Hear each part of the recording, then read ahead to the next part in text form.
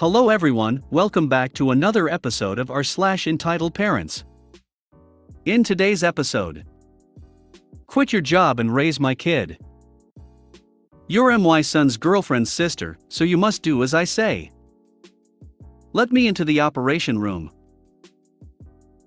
Mom threatens to harass a graduation ceremony because her daughter isn't allowed to walk. Before we get started, make sure to subscribe so you will never miss a video. So let's get started. Quit your job and raise my kid. My brother's wife is a piece of work. High maintenance and demanding to the extreme. She will demand things from my parents, to which they say no, and then she gets mad, refuses to talk to them, and takes it out on my brother until he calls up my parents to ask they apologize because it's making his life a living hell. Years ago, when they had their first kid, my niece, my parents were elated at their first grandchild. SIL's mom isn't in the picture, so my mom was very attentive to SIL.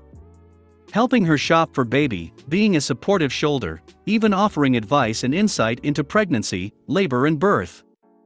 SIL lavished in the attention and things were golden. Until SIL went to go back to work. I was at my parents' house visiting when the phone rings. Dad answers, listens for a few, and then simply says, "I'm not getting in the middle of them. Talk to your mother," and he hands the phone to my mom. She listens a bit and then says, "Well, I'm sorry, but I'm just not okay with her plan. I'm not going to apologize and I'm not quitting my job." That's the end of it, and she hangs up. Of course, I had to demand details. SIL was going back to her job and called my mom up a day or two prior to this to discuss childcare. She told my mom about the daycares she had checked out and how expensive they all were and what a struggle it was going to be. But then she had a brilliant idea: my mom should become a full-time nanny for niece. Of course, she would have to quit her job, but since she's only 5 years from retirement, so it's not a big deal. My mom graciously informed her that while she loved watching niece, she was not going to quit her job. Hissy fit. But the only other person who could do it is SIL's 90-year-old grandma, but she could only watch niece at her house, because she's 90 and doesn't drive, and she has too many pets, 3 of which were SIL's that she dumped on her. Daycare is so expensive. Don't you want the quality time with niece? Mom suggested maybe SIL find a cheaper daycare. No. Montessori daycares are the absolute best. Mom pointed out she's never even heard of that, so there is no way her childcare would be Montessori. Mom suggested SIL go back to work part-time, and then daycare would only have to be part-time and thus cheaper. No. If she wants to stay on track for her retirement goals, she needs to go back full-time. Mom ran out of advice and finally just said, "Well, then I think you're going to need to lower your standards or find another option because I'm not quitting my job, and that's final," and hung up on her. My mom was not happy at how hard I laughed. And of course, when I had my kid a few years later, I jokingly asked how close she was to retirement because I needed a nanny. You're my son's girlfriend's sister, so you must do as I say. My sister is married to a man with a son who has decided that adulthood through middle age is still too early to stop overparenting her children, and is also very opinionated about what everyone else should be doing, especially when it comes to parenting, because she's wonderful at it apparently. To keep the peace, my family let her get away with it. I do not. This greatly upsets her. Back when our children were in elementary school, and before sis and hubby were formally married, we all lived in the same neighborhood. I'd go to my sister's for a visit and afterward we'd both walk to the school to pick them up at the end of the day. The mother-in-law insisted on coming too. Sis didn't think it was a hill to die on, so I kept my mouth shut. One day, Her Overly Critical Highness decided that she did not like my child's coat, and that we needed to fix that, meaning that I would have to spend my money to buy another that met her approval. I loved the coat, and also didn't give a shit about her preferences, so I told her that there was no need to talk about it. She kept it up constantly for almost a week, because comments like "I don't care if you like it or not, I'm not your kid," and even if I were, I'd still tell you to back off. Were too vague for her to get the hint that I wasn't going to be pushed around. I tried ignoring her, tried changing the subject, she was just fixated. So finally I turned around and told her flat out that I did not give 2F** king shits in space what she liked, and that it was none of her F** king business. We're not even related. She got fed up with my stubbornness and advanced on me, poking me hard in the chest over and over. I don't care if you're related to me or not. You are my son's girlfriend's sister, and you will do what I tell you to. I warned her not to make physical contact again, and she started screaming and sobbing, telling everyone in a 2-mile radius that she was being harassed and threatened just because she was trying to be helpful. I laughed and walked on while she was being comforted. An hour later I had over 20 calls/texts from people telling me to apologize to her to keep the peace, suggesting strongly that I should go out and buy another coat immediately so that she wouldn't be upset anymore, even one threatening to cash me outside. My sister has been with her husband for 25 years, so I have tons of stories about this woman. Like one about the time my nephew and nieces couldn't come to my daughter's birthday party because I refused to invite her and my sister's boyfriend's mother's nephew's son. Or the time my baby shower was cancelled because I preferred to have my friends as guests instead of my sister's boyfriend's mother's mother plus MIL plus sister-in-laws, almost all of whom I'd never met.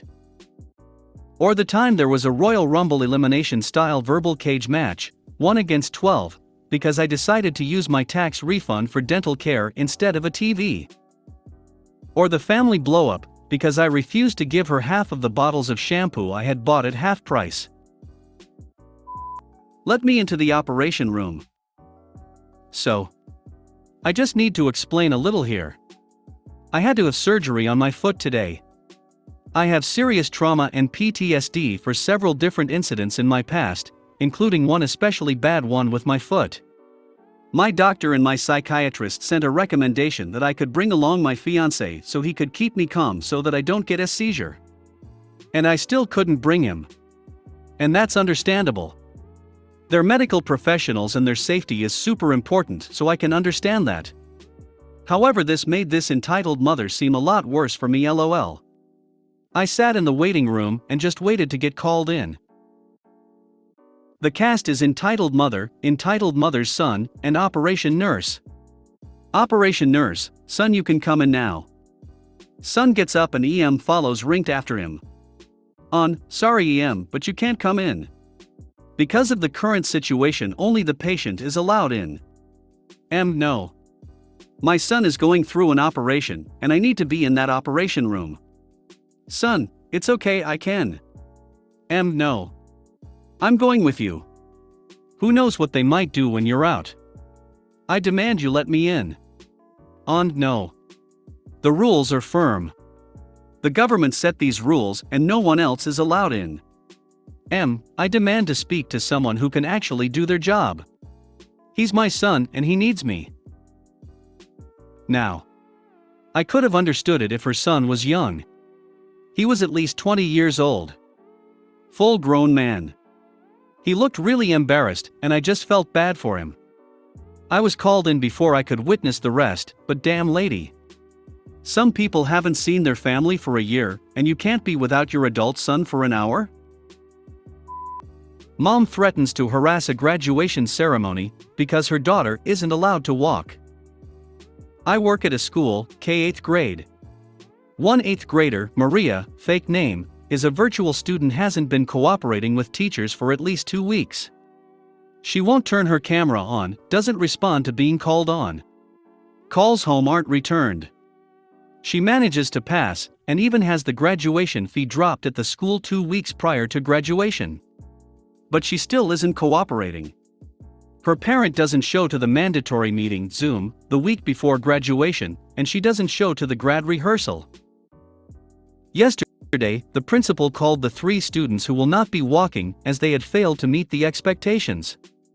These expectations were sent home in a newsletter with in-person kids, mailed to virtual students, put on the school website, and repeated over and over during class. This morning Maria's mom calls and berates the secretary because her daughter can't walk at graduation, as though these expectations were sprung on her, as though we hadn't been trying to contact her for weeks. She says she is going to bring Maria anyways and force the situation tonight. As an aside, this is a Catholic school, and the graduation is happening along with a full mass. Only parents and school staff are invited due to the pandemic. Eventually realizing that the principal and secretary, who are both on the phone with her, are not going to budge, Mom demands the graduation fee back, and insists we do not make a copy of the money and give her that. What? Seemingly placated, Mom finally got off the phone. Graduation is in an hour. We'll see. If there is anything interesting, I can update. If you made it to the end of the video, thanks for watching. Don't forget to like, subscribe and share, and we will see you in the next video.